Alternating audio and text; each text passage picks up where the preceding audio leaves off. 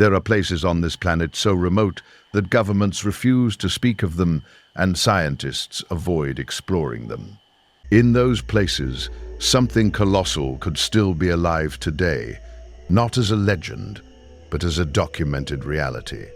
We are not talking about myths or stories made up around a campfire in the dark.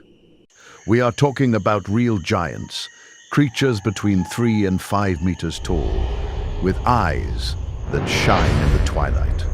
Beings whose history is not written in science fiction novels, but directly in the pages of your Bible. The world believes they disappeared, that God eliminated them, that the Nephilim are a closed chapter in sacred history. But what if that chapter wasn't closed at all, but was just beginning to open? There is a chain of islands in the South Pacific that holds a secret so ancient that few dare to speak it aloud. Those islands hide something that modern maps have never been able to record with sufficient accuracy. Their deep caves and underwater tunnels remain completely untouched territories for official science. The Solomon Islands, northeast of Australia, are nearly 1,000 islands covered in ancient and dense jungle. Beneath that jungle, there are systems of caves and underwater tunnels that no explorer has managed to fully map. In 1568, Spanish navigator Álvaro de Mendaña reached these islands, where natives spoke of hidden riches underground. Mendaña named them after the richest king that ever existed, King Solomon, due to the connections with the biblical treasure. However, the true treasure that Mendaña took was not gold, but something infinitely more disturbing. What the Europeans found on those islands was not an innocent tropical paradise, but a territory marked by ancestral fear. The natives spoke to him about what lived in the jungle alongside them, that which was never spoken of after nightfall. They were simply called the giants, and their description was so detailed that it was impossible to ignore. For generations, the native peoples of the Solomon Islands have passed down exactly the same stories. Not similar or alike stories, but the same stories with the same precise details in different islands and different languages. Tribes with no contact between themselves describe these creatures with a coherence that goes far beyond coincidence.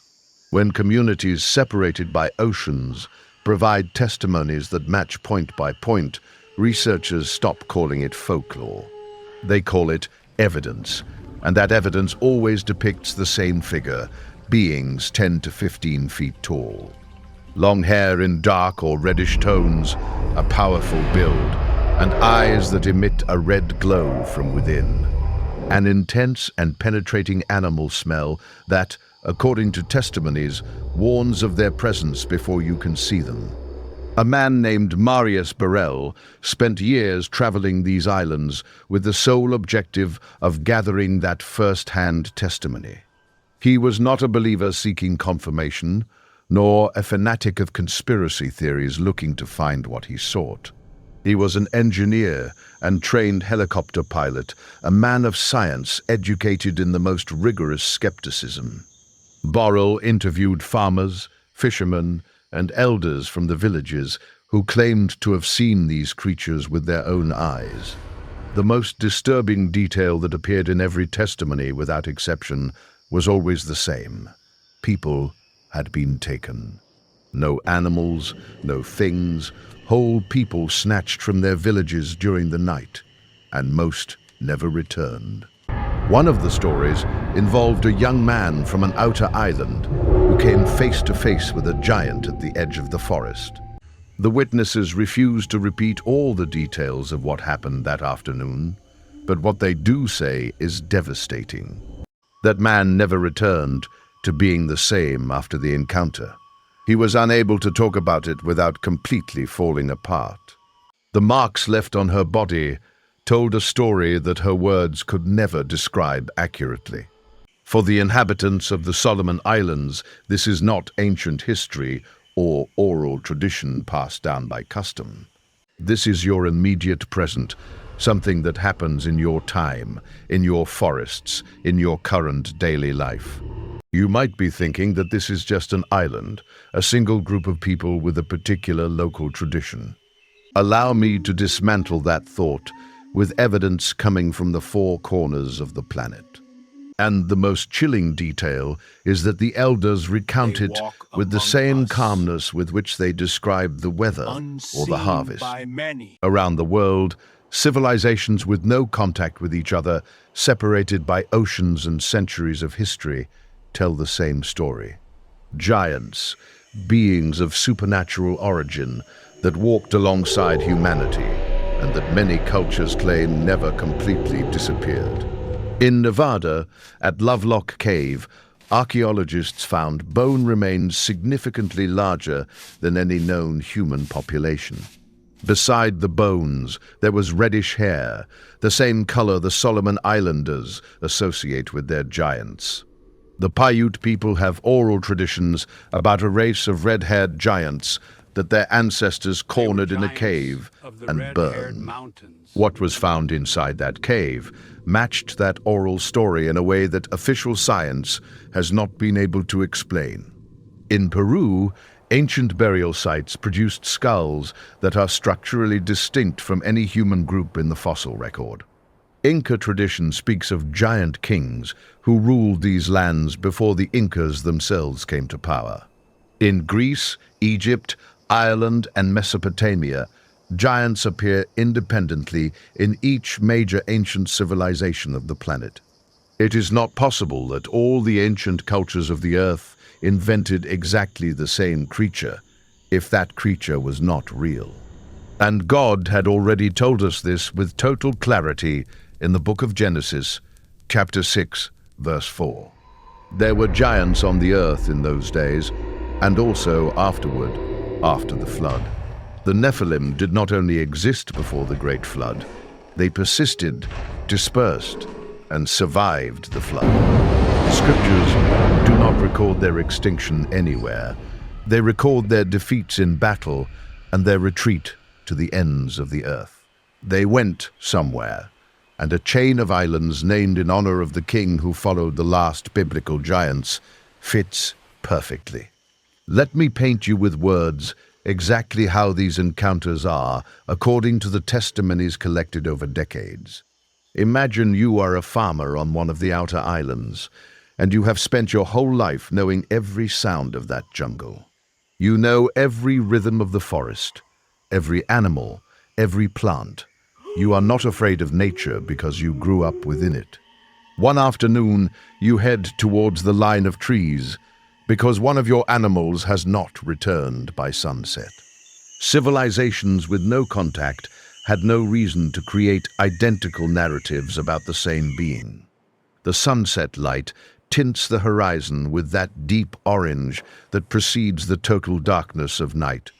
And that coherence among testimonies from people who never knew each other is exactly what distinguishes facts from fiction. You move through the tall grass near the edge of the forest and suddenly stop because something is standing in front of you. Your mind tries to process what your eyes are seeing, but the image doesn't fit with any reference you know. Too tall to be a man, his head surpasses the branches under which you crouch every day without thinking about it. His shoulders are broader than any door in your village, and he remains completely still, staring at you intently. Your legs stop functioning. It's not your decision.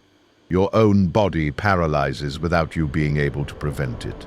Then the creature moves slightly, turns to one side, and at that moment, you see its face for the first time. There are two things you will never forget for the rest of your life, no matter how many years you spend trying to do so. The first is the absolute impossibility of its size, something your mind rejects even though your eyes are registering it. The second are her eyes, which do not reflect light like an animal's eyes in the dark, but shine from within. A vivid, pulsating red that does not come from any external source, but from the very interior of that colossal creature. Then he turns around, slowly enters the jungle, and you run and don't sleep for the next 3 days. This exact encounter, the stillness, the size, the red eyes, has been reported by people with no connection to each other. Islands, ages, and communities vary, yet the same details emerge point by point without prior coordination. That's not coincidence. That's a pattern. And patterns in the testimonies of independent witnesses mean that something real happened. But perhaps you need witnesses beyond the local farmers, people without prior cultural frameworks or childhood legends. People with no incentive to fabricate these stories, with no benefit from inventing what they claim to have lived. He then talks about World War II, because Guadalcanal is located directly in the chain of the Solomon Islands. It became one of the most brutal battlefields of the entire Pacific campaign between 1942 and 1943. Combat in the jungle of extreme intensity, thousands of casualties, some of the worst clashes in modern military history. In the camp, no one spoke about what they had seen because there were no suitable words to describe it accurately. And many of the men who survived those jungles brought back stories that never appeared in any official record. Japanese soldiers who fought in Guadalcanal reported nighttime encounters in the jungle with creatures that were not American soldiers. Enormous creatures that moved through the dense vegetation with a speed and silence that made no sense for something of such size. And the bullets did not stop them, which was incomprehensible for soldiers trained with high-caliber military rifles. Think about that for a moment. Professional soldiers, military weaponry, and whatever it was, it kept advancing without stopping. Some accounts describe these creatures standing at the edges of the camps at night, just beyond the light of the campfires, high enough to block the stars when silhouetted against the dark horizon of the jungle. And in the morning, men were missing, Japanese soldiers who had disappeared without a trace the previous night. These were soldiers who had never heard of the Solomon Islands before their deployment in the Pacific theater. They had no cultural framework, no local legend, no childhood story to fill in the blanks of their experiences. The jungle of Guadalcanal was so dense that the soldiers could barely see 3 meters ahead. But something was watching them. They simply experienced it, and the testimonies from separate units with no contact between them coincided on the fundamental details. Not even the soldiers trained with weapons of war could face what inhabited those jungles at night. And the Bible has had a name for something that could be described that way for thousands of years. Let's go to the Word, because the Word is where all of this finds its foundation and its ultimate explanation. Genesis 6:4 clearly defines the origin of these beings, leaving no room for ambiguous interpretations. The Nephilim were born from the union between fallen angels and human women, being neither completely human nor completely angelic. They were powerful and corrupt enough for God to send a worldwide flood to restart all of creation. But the book of Numbers, chapter 13, written long after the flood, reveals something that changes the entire picture. The spies that Moses sent to Canaan returned with this direct testimony. We saw the giants, the sons of Anak. Before them, we saw ourselves as locusts, and they saw us that way too from their height. After the flood, the lineage of the Nephilim had not been eliminated. It had dispersed and endured in the shadows.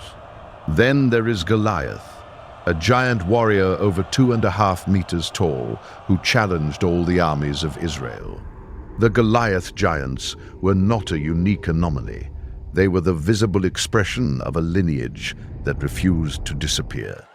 David killed him with a sling and a stone in one of the most well-known stories in all of the Holy Scriptures. But the first book of Samuel tells us that Goliath had brothers, giant brothers of the same lineage, who continued to fight. The scriptures do not mention the Nephilim's extinction, only their defeats and retreat to the world's edges. Every detail that Moses recorded suggests that the lineage of the Nephilim found new lands to take refuge and persist. And then Jesus said something in the Gospel of Matthew, chapter 24, verse 37, that connects it all. As it was in the days of Noah, so will the coming of the Son of Man be. Those were his exact words. In the days of Noah, the Nephilim were on the earth. That is what the biblical text states with total clarity. If we are in the last days, as many serious biblical scholars assert today, then an inevitable question arises. Why are testimonies of encounters with these creatures increasing worldwide instead of decreasing? Why are more people in more regions of the planet reporting these encounters precisely in our current generation? What if this is not a memory of the past, but a warning about what is to come in the near future? Let's now look at what has been physically found, because archaeological evidence cannot be easily dismissed. Globally, oversized tools have emerged in deposits that are unsuitable for any known human hand in recorded history. Stone hammers, blades, and axes built for something significantly larger than any human recorded in history. In burial mounds throughout North America and Europe, skeletal remains have appeared that far exceed the normal human range. These findings were documented in newspapers and in the early records of the Smithsonian Institution during the 19th century. They were then silently transferred to warehouses, never displayed, never openly studied, simply stored and forgotten. Ask yourself why someone would want to bury that evidence instead of presenting it to the available public scientific scrutiny. In Turkey, Ireland, and the Caucasus Mountains, fragments of bones and skulls of beings of extraordinary size have appeared. And consistently, the researchers who spoke openly about these findings saw their funding cut off immediately. Skeptics always mention the Cardiff Giant, a fake petrified giant buried in New York in the 19th century. It was exposed as a hoax, and they use it to argue that giants are purely inventions with no real basis. But think about what that deception really demonstrates when you analyze it with intellectual honesty and without preconceived biases. It succeeded because the American public accepted it right away, without questioning or doubting, with remarkable conviction. That systematic suppression of evidence is in itself a form of confirmation that cannot be overlooked. You cannot deceive an entire nation with a giant unless the idea of giants is already deeply rooted in their consciousness. Through the scriptures, through history, through generations of collective memory that does not easily fade away. The deception indicates that the belief existed already, as ancient, widespread beliefs don't arise from nothing. The scientists who questioned these anomalies were marginalized from their institutions with a speed that is difficult to ignore. They are born from something that people at some point in history knew for certain was absolutely true. The Solomon Islands remain today one of the least explored regions on the entire planet Earth, without exception. The cave systems that extend beneath those islands have never been fully mapped by any scientific team. The interiors of the deep jungle have never been fully explored or documented by any known expedition. There are places on those islands that no foreigner has ever reached, and the locals have no interest in changing that. The people who live there do not tell these stories seeking attention, fame, or any kind of external recognition. They tell it in the same way you describe something you witnessed yourself, something you cannot explain or forget. Some researchers specifically entered to investigate these accounts using scientific methods and state-of-the-art modern equipment. Some returned without any conclusive evidence, while others returned with testimonies they deliberately chose never to publish. And some returned shaken in a way that they still cannot fully express in words years later. The question is no longer whether giants existed, because the scriptures establish it, and archaeology supports it unequivocally. That same question is what the most serious researchers have been trying to answer for decades without official success. History and every great ancient civilization point in the same direction with a unanimity that defies any rational explanation. The real question is if any of them are still here today, walking beneath these mountains, jungles, and remote islands. And if we are in the last days, as the scriptures warn, and as Jesus himself described in his own eternal words, then the presence of beings related to the Nephilim would be no surprise to anyone familiar with the Word of God. It would be exactly the kind of sign that Jesus said would mark the return of conditions similar to the days of Noah. The testimonies of soldiers, the accounts of farmers, the buried evidence, and the sacred texts all point to the same place. We are not looking back at a closed chapter of history. We could be standing at the opening of a new one. The Bible told us that giants existed before the flood and also after, and it does not record their extinction anywhere. Record your battles, your defeat, your retreat to the most remote and unknown corners of the known world. Jesus himself pointed to the days of Noah as a prophetic sign of the last times that are to come upon the earth. That is not mythology, that is prophecy, and prophecy has a perfect record that no other system of knowledge can match. The Nephilim survived the flood, they survived the biblical battles, and they may still be surviving to this day. And the absence of a verse about extinction in the Bible is not a literary oversight. It is deliberate and significant information. Because if Jesus' prophecy is fulfilled, we will see signs that modern humanity is still not prepared to recognize. If this mystery has stirred something within you, subscribe now, because we are just beginning to uncover what the Word hides.